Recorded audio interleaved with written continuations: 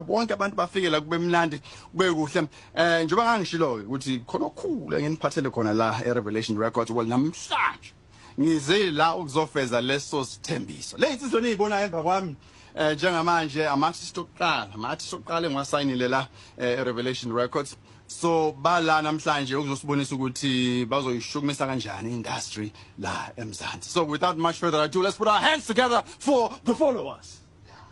Yebo Andi Nanto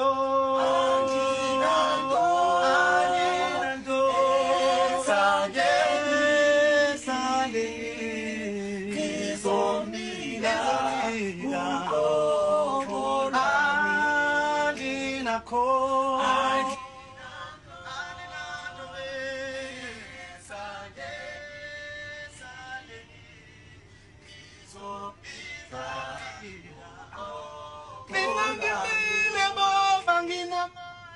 Kujone gospel. Akekho ke wayenza kanje.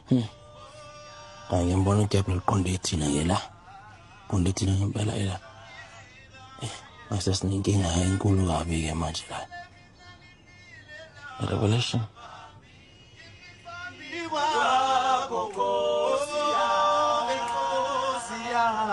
Kizomida